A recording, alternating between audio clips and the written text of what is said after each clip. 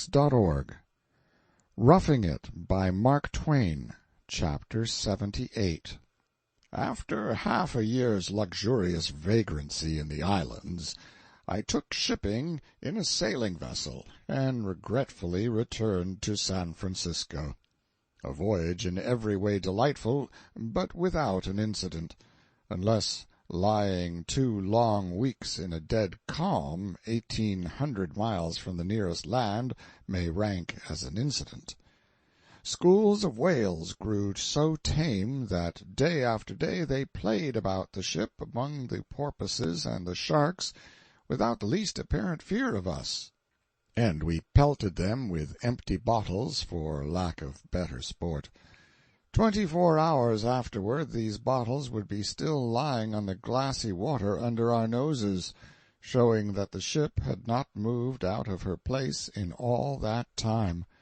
The calm was absolutely breathless, and the surface of the sea absolutely without a wrinkle.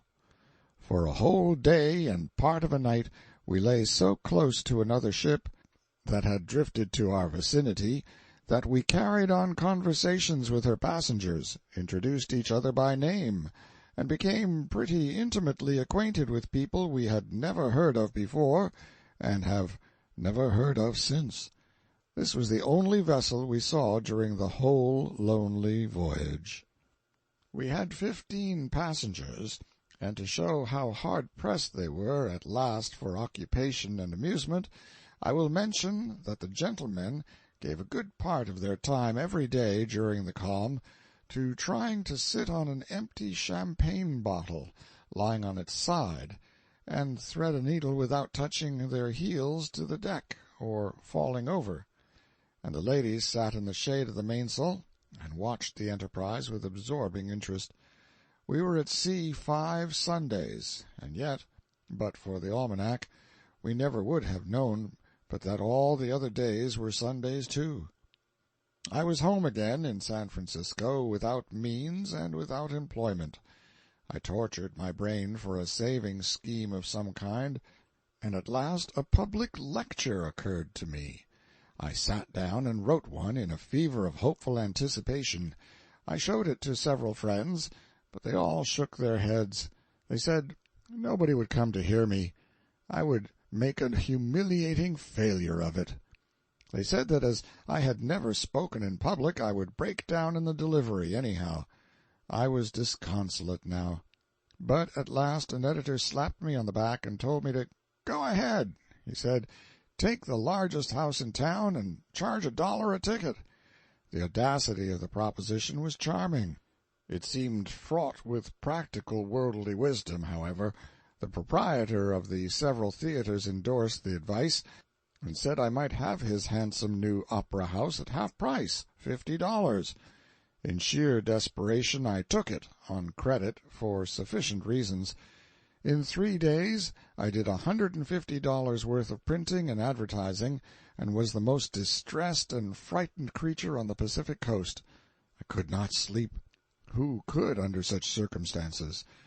For other people there was facetiousness in the last line of my posters, but to me it was plaintive with a pang when I wrote it.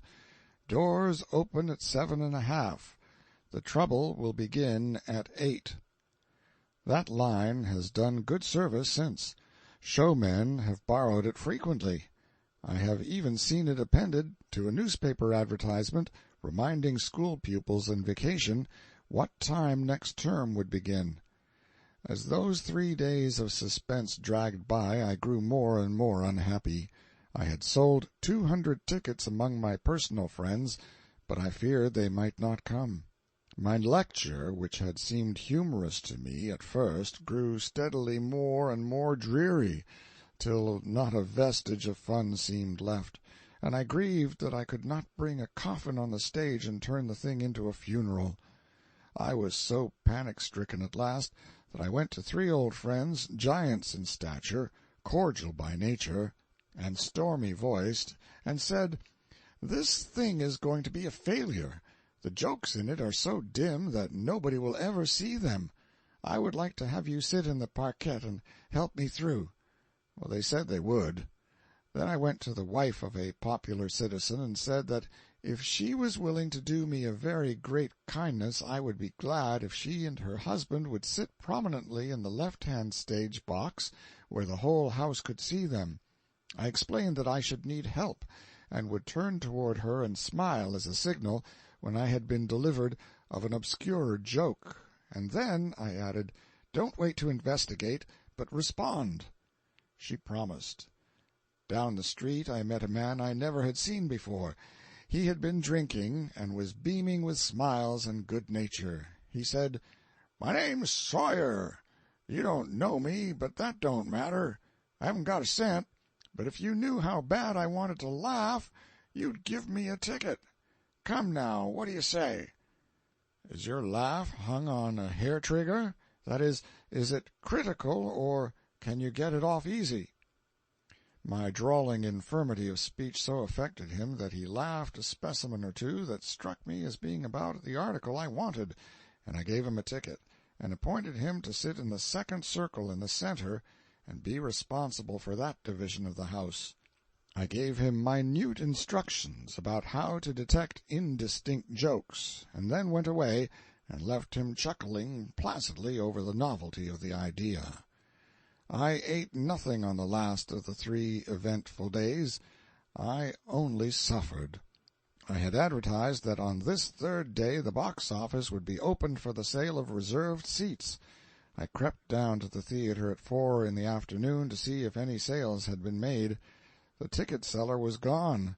The box office was locked up.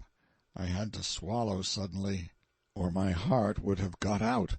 No sales, I said to myself. I might have known it.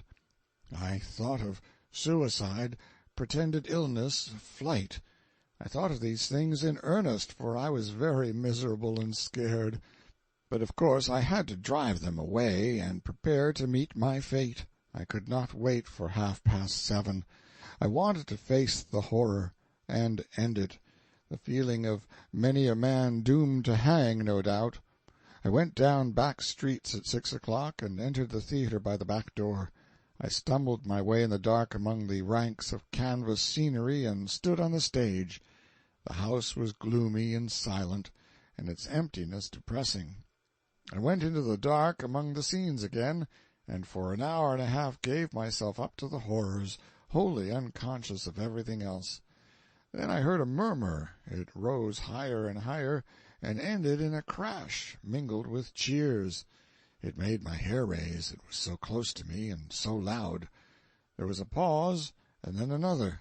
Presently came a third, and before I well knew what I was about, I was in the middle of the stage, staring at a sea of faces, bewildered by the fierce glare of the lights, and quaking in every limb with a terror that seemed like to take my life away. The house was full, aisles and all. The tumult in my heart and brain and legs continued a full minute before I could gain any command over myself. Then I recognized the charity and the friendliness in the faces before me, and little by little my fright melted away, and I began to talk. Within 3 or 4 minutes I was comfortable, and even content. My 3 chief allies, with 3 auxiliaries, were on hand in the parquet, all sitting together, all armed with bludgeons, and all ready to make an onslaught upon the feeblest joke that might show its head. And whenever a joke did fall, their bludgeons came down, and their faces seemed to split from ear to ear. Sawyer, whose hearty countenance was seen looming redly in the center of the second circle, took it up, and the house was carried handsomely. Inferior jokes never fared so royally before. Presently I delivered a bit of serious matter with impressive unction. It was my pet, and the audience listened with an absorbed hush that gratified me more than any applause. And as I dropped the last word of the clause, I happened to turn and catch Mrs. her intent and waiting eye. My conversation with her flashed upon me, and in spite of all I could do I smiled. She took it for the signal, and promptly delivered a mellow laugh that touched off the whole audience, and the explosion that followed was the triumph of the evening. I thought that honest man Sawyer would choke himself, and as for the bludgeons, they performed like pile-drivers. But my poor little morsel of pathos was ruined. It was taken in good faith as an intentional joke and the prize one of the entertainment, and I wisely let it go at that. All the papers were kind in the morning, my appetite returned, I had an abundance of money. All's well that ends well. End of chapter 78.